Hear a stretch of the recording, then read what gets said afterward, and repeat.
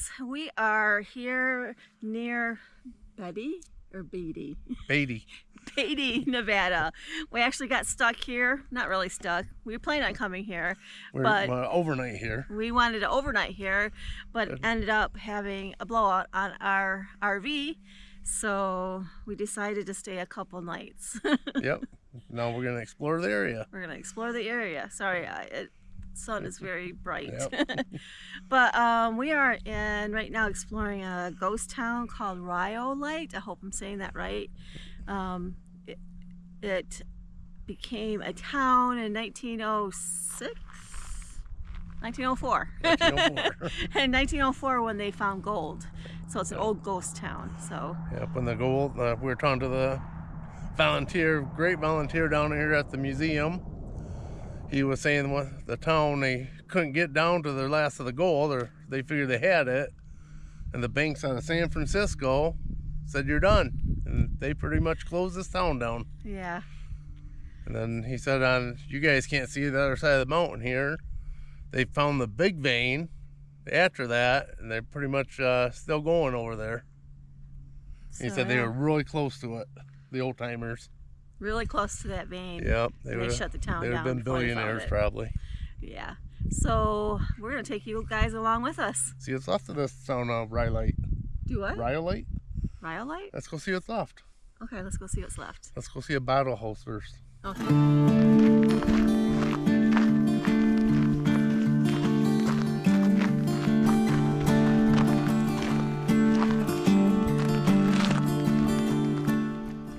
Kelly Bottle House. Wow. The Tom Kelly Bottle House is one of the few remaining examples of bottle house architecture in the United States. In Nevada, where wood is scarce and expensive, miners often built their houses with whatever was cheap and readily available.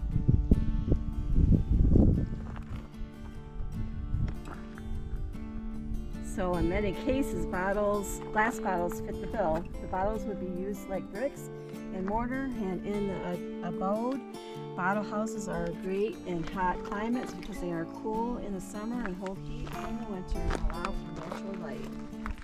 How many bottles do you think it took to build this house? Let's see, it says 50,000 bottles. And he paid local children 10 cents for a wheelbarrow full of bottles, about $3 in 2021. This house was built in 1906. Wow. 50,000 bottles. And it only cost $2,500 to build. So instead of living in the house, Kelly decided to auction it off, and he sold 400 tickets at $5 a piece, losing about $500 on the deal. But the raffle was won by Bennett family, who lived in the house from 1906 to 1914. In 1907, the Bennetts hired David Kinney, a shipwright by trade, to build the porch roof and add the false chimney and gingerbread trim. So this was actually in a Paramount movie. They used it in The Wanderers. The Wanderers. No.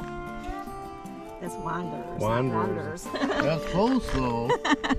Wanderers in the Wasteland, based off a Zane Grey novel. And later that same year, the house was also used in the film The Airmail. Right. Pretty cool. Yeah. Please sign in. Boom. I'm going to sign the book. Whoa, look Is there how a many pen? people. Is there a pen? Yeah, right up there. Wow, there's been a lot of people here. Let's see. Where should we leave the sticker? I want to cover it. Nobody else's up. Maybe down here. And our sticker's pretty big. Yeah. I'll put, because he's got two on there. There you go.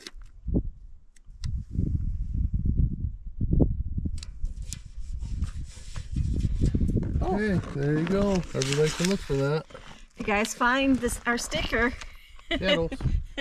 we find our sticker here in Rhyolite. Rhyolite, Ghost Town, let us know. You go in here? Yeah.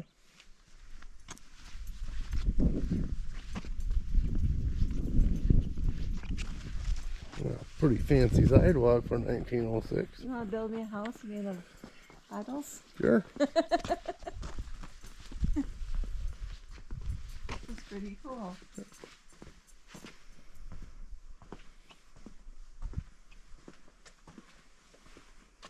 So you believe us, them are bottles.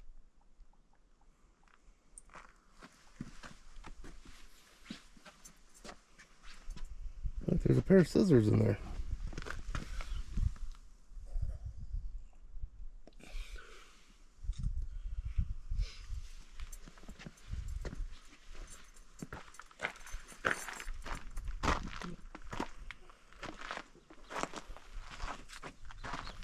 Wow, can you imagine the work that went into this?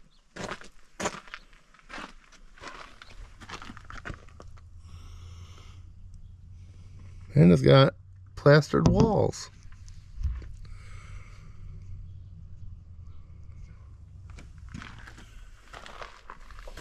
I'm gonna watch her go around the corner here.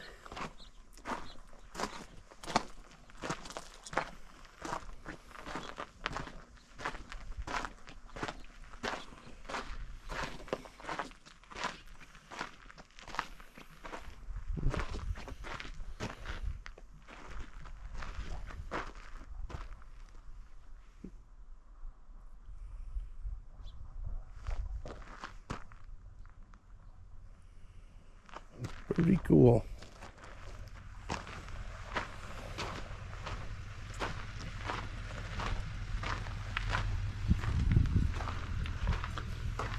Okay, here's the original sidewalk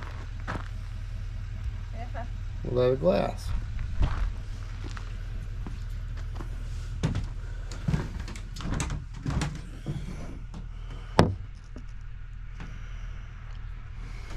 Okay.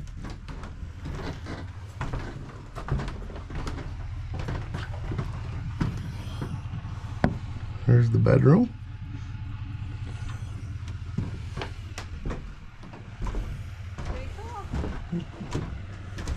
Ooh, fancy. Let's go see the ghost town. Ghost town, here we go. So this right here they call the Miners Union Hall. They said that the mining occupation's always been hazardous, and miners worked long, hard hours underground, sinking shafts and cutting underground tunnels to reach the ore deposits. Most of this work was accomplished using large amounts of blasting powder. Accidents in the mines were common.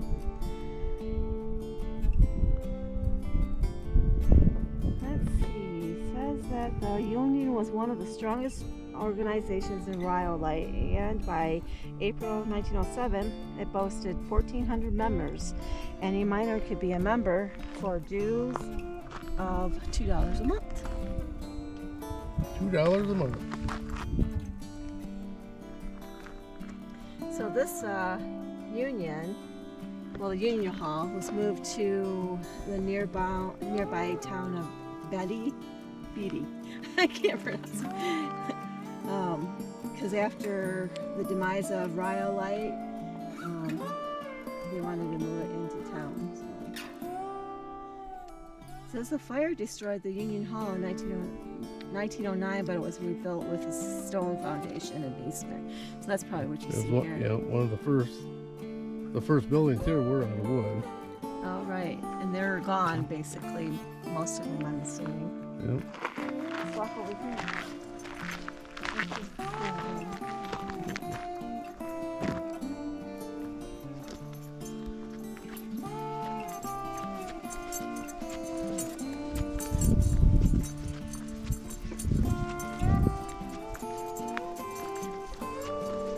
Looks like a big building. Any guesses what it is? Oh, this was the schoolhouse. Schoolhouse. Yeah. This is the second schoolhouse built. The first one, small wooden building, was built on 2 lots that had been donated. In February 1906, the first school opened with 26 students. That's a lot of students back then. 26, wow. 1 month later, there's 46. By that October, there were 74 students and 1 teacher. The student body grew rapidly as families streamed into this growing town. 1 year after opening, 225 additional students were enrolled. So in 1907, they got a $2,000 bond passed by voters and they built this new school. So this must have been the opening of the first public school. This is the first public school that opened in 1906. So the new public school back in 1909, but closed in 1911 due to the decline of the mines and loss of students.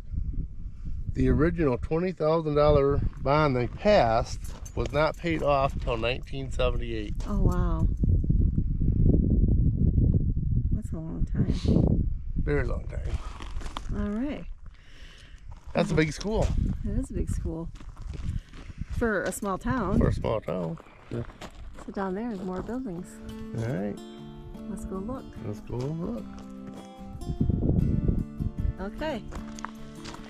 So let's see what this is. Or what it says. Senator Stewart. William M. Stewart believed in Rhyolite and invested heavily in the growing Boomtown and local mines. When Stewart came to Rhyolite in 1905, he built a law office and a sprawling mansion. 2 of the finest buildings in town. The mansion was outside of the edge of town and built of stone. It had 10 rooms finished in fine wood and a 9-foot wraparound porch. The Rhyolite Herald declared tub and shower baths, range toilet, hot and cold water, and other improvements that are not slighted. But everything that may have been secured for comfort and convenience has been provided. He was considered a silver senator. He helped push the 1872 National Mining Act through the Senate. Oh, I remember reading about him. Yeah. This law governs the prospecting and mining of economic minerals such as gold, silver, and copper on federal public lands to this day. Huh, okay. Thank you, Senator. It has been said that Senator Stewart had a favorite borough that he rode around town during his 2-year residency, which ended when he moved back to Washington, D.C. Moved back to Washington. I bet these were 2 of the happiest years he had. Probably. Yep. Well, look at this building. All right. That's amazing for 1906 or whenever it was built. Any guesses on this building? Let's see what it was. I know what it is already. I mean, it really looks like the buildings of today.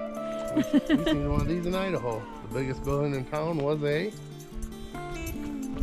bank. This was the bank. This was the bank. Look at the size of it in its heyday.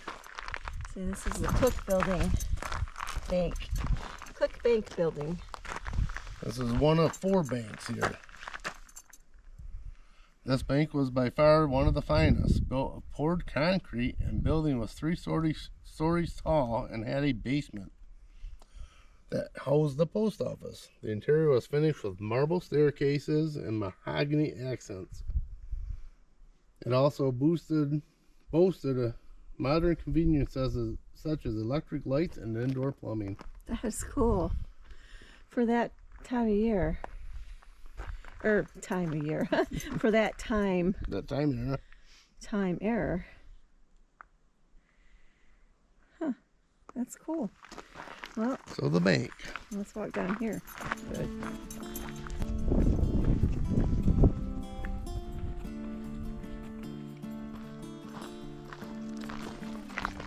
It says it's an Overberry building.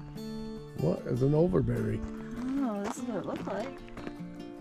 Back in 1907. Okay. Let's see. John Overberry, a native of Orange, New Jersey, came to Nevada in 1902, and he made his fortune in the early days of Tonopah mining boom. Tonopah is a small town north of here. North here. So.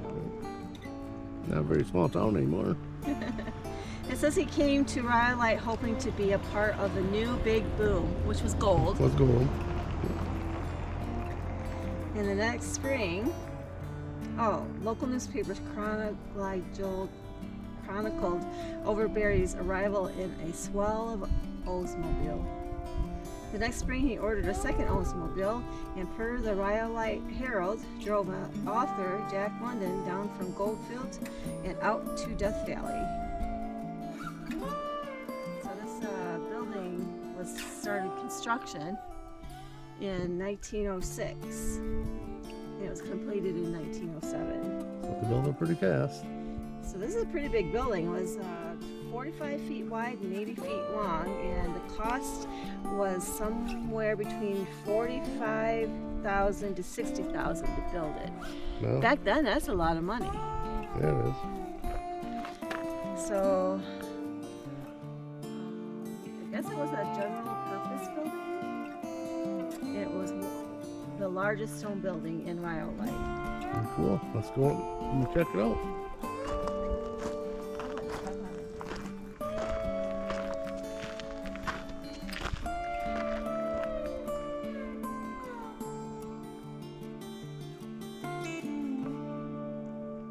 So the building housed a brokerage firm, the First National Bank, and a dentist and an attorney's office.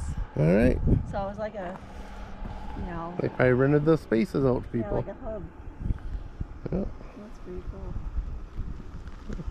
This was called Porter Brothers Store. All right. We buy some Snickers here.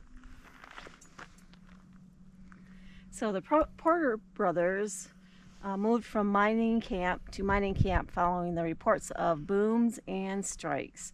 And in 1902, they opened a painting business in San Francisco. But they followed the rich gold strikes in Southern California, and they opened mercantiles in Jonasburg, near Death Valley, Betty, and of course this one in Rhyolite. Originally, they bought a lot on Main Street in 1905 and operated out of a canvas tent. But they all of a sudden ran out of room. They bought a second lot on Golden Street next to many of Rhyolite's important commercial buildings. Construction of their new building began in 1906. It was used to stone, and it used local stone and took 4 months at a cost of $10,000 to build it. All right. Cheap building here. It was a very popular store, I guess. Yeah, they did Christmas shopping here. Yeah. In 1906, it was the go-to destination for Christmas All shopping. right, Christmas gifts. Well, it says, unfortunately, the popular store was not immune to the downturn that would demise Rhyolite's businesses. It closed in 1910. The brothers, however, would stay in Rhyolite for the next 9 years, serving as the town's postmaster until the post office closed on September 15th, 1919. Pretty cool. I love old history like this. Yep.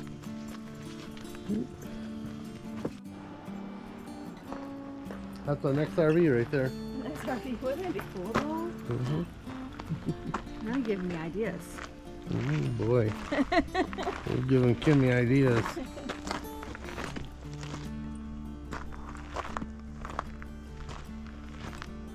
Hey. So this is a train depot. Yep. Oh, cool. The Las Vegas Tonopah Railroad. They said there were 3 railroads here. 3 railroads? Yep. Well, Rhyolite Ghost Casino. Casino. So Las Vegas and Tonopah Road Railroad Depot was completed in June of 1908, around the same time that Rhyolite began its slow decline. Since 1930s, the depot was passed from person to person, eventually ending up with the Barrick Mining Company. And in October 2000, the Bureau of Land Management acquired the depot along with most of the Rhyolite town site. That's the Home Depot, people. Oh, there's the stairs we seen. Can you imagine back in the day sitting here waiting for the train? My guess is the tracks are right through there.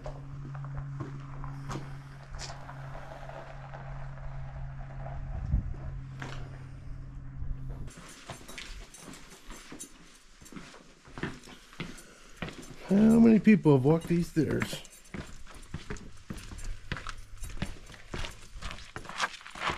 That's cool.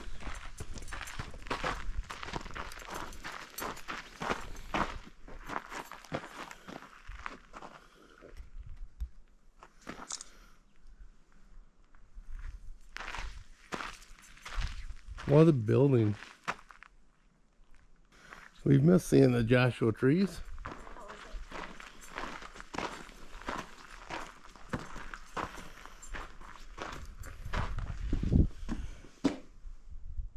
You're already in it.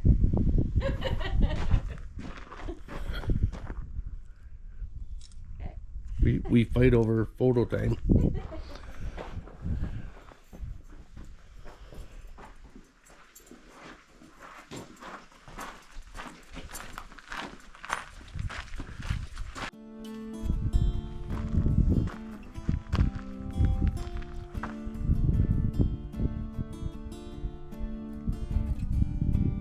So what's left of this building is the Adobe Dance Hall, constructed in 1905. It was one of the first substantial buildings in Rhyolite and occupied 2 lots.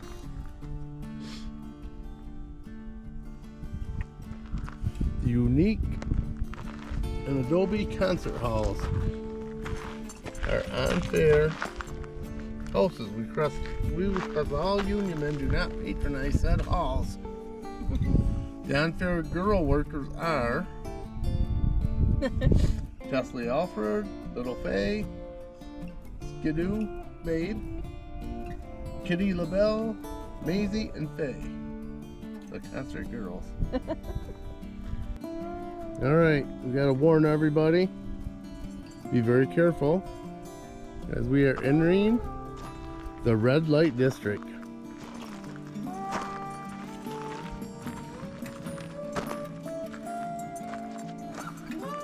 We'll go up and see that house here in a second. Is that the house? I think so.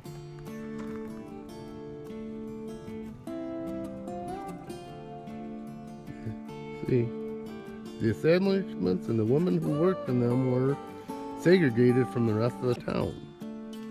The women were discouraged from frequenting saloons and from living or even shopping outside the red light district. Wow.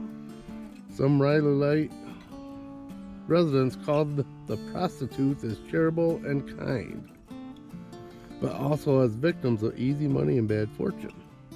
Many of the successful businesses were located in the red light district.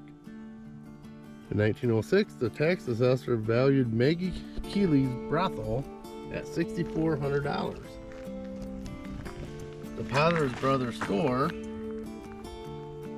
in comparison, was valued at $69.88. The following year, Mabel Vaughn's Jewel Consolidated brothel was valued at $7,400. While the Montgomery Shoshone mine, including the mineral rights, was valued at $6,400. Wow. So they treated these people like second-class citizens, Right. and their place is actually worth more than some of the other businesses. All right, walking up to the door. Let's walk up and check out this brothel.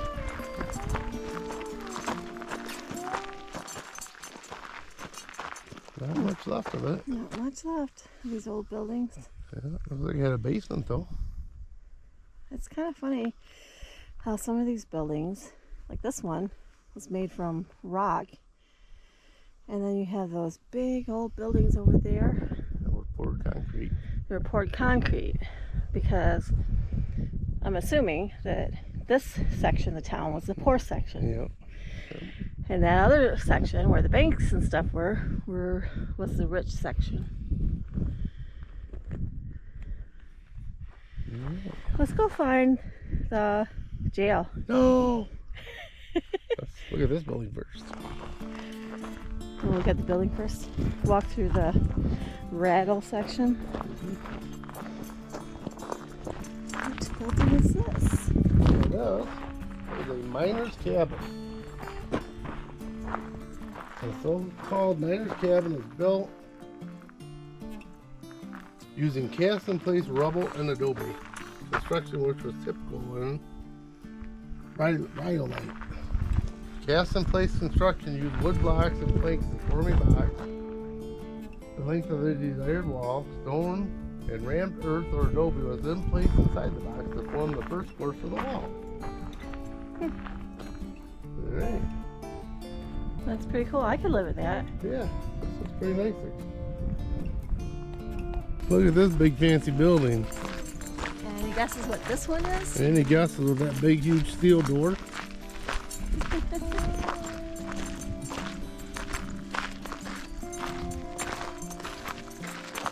This is the Rhyolite jail. It wasn't a notoriously bad town, but some residents were not strictly law-abiding citizens.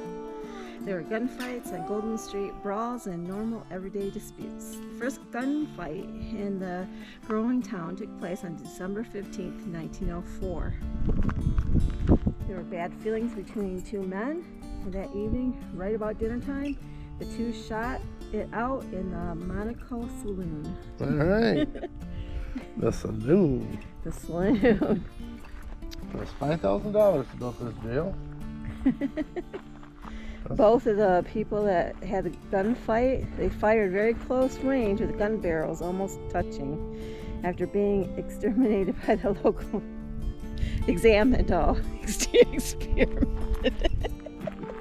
exterminated. After being examined by the local doctor, it was noted that they were both good boys.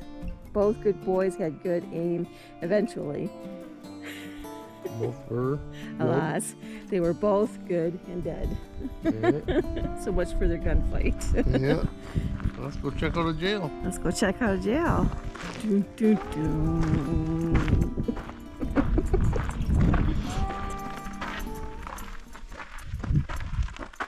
I don't think we can open it. I think it's shut forever. I had to try. Yeah, she pulled it up pretty good. But you can look in there, see some stuff.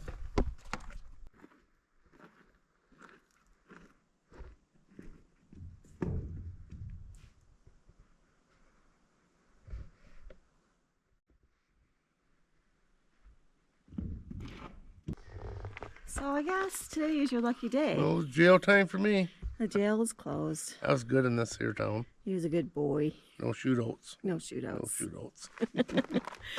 All right, let's go see what else is here in this old town. Okay. We're over on the east side of town.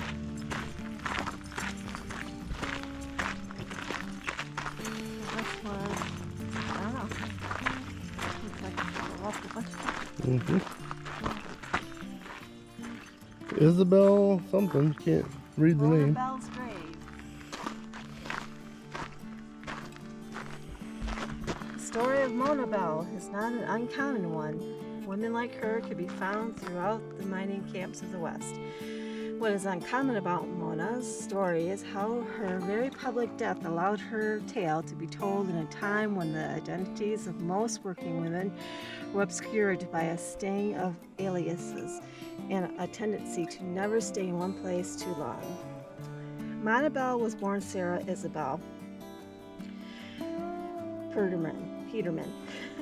Sarah Isabel Peterman on October 20th, 1887 in Battle Creek, Nebraska. When she was 15, her family moved to Seattle. Soon after she graduated from Ballard High School in 1906, Isabel met and married Clinton Columbus Haskett and they settled down in Arrow, Colorado, where by all accounts Isabella was a dutiful wife. In 1907, Cece was accused of forging checks and quickly left town. On his way out, Cece asked his friend Fred Skinner to look out for Isabel. Fred and Isabel quickly fell in love and headed west, causing trouble along the way. Isabel was arrested for vagrancy, for combative behavior in saloons, and Fred gambled heavily in every town.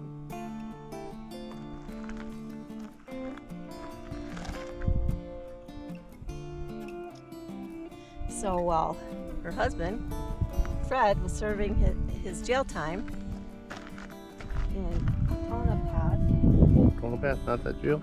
No, Tonopah. Okay. Mona moved to Rhyolite. So she moved to Rhyolite in search of work to pay off Fred's $300 fine. All right. $300, huh? She soon found employment in Rhyolite's Adobe Dance Hall and changed her name to Norma. All right. Local newspaper stated she drank and smoked and swore like a pirate. All right. After Fred was released from jail, he and Mona continued down a turbulent path. On January 3rd, 1908, Fred ran down the street screaming that he had shot Mona and Mona had shot him. Mona died that night. What happened to him? Well, a small crowd formed in the daylight. Ramblings of anger built in Rhyolite. And even though Mona was a prostitute, many felt that she was a kindly woman who had been laid astray by Fred Skinner. In March, Fred was sentenced to first-degree murder and his life in prison. After the news reached Mona's death, her family and her estranged husband, Cece, traveled to Rhyolite to claim her body. Mona was put to rest in the Peterman family plot at the Crown Hill Cemetery in Ballard, Washington. But many years after the deaths of Mona and Rhyolite, Mrs. Herschel Heisler, who ran a small museum and gift shop, which was out of the train depot. Yep, way up there. She built a Mona's false grave. She told tourists that Mona was not buried in the town cemetery because of her profession. Isn't that sad? It's very sad. All right. So there you have it, Rhyolite, Nevada. So a little bit of history of the gold town. Yep. Very nice town. I love all the history. It's really cool. Yeah, I can't imagine seeing these towns in their heyday. No, we walked down the middle of the street, and you can imagine how bustling that town was at one point, being a rich gold town, and then being in the parts where I would assume that was the poor section of the town. Poor sections. Everybody had money here. Yeah. I mean, if they're getting gold, there was a booming town. Everybody had money. They're spending money. Yeah. Like we learned Christmas shopping at the one store. Christmas shopping. So yeah, it was pretty cool. So you guys, thanks for coming along with us. Yes, and on to our next adventure. On to our next adventure. We don't know where it's at yet. Nope. All right. Peace.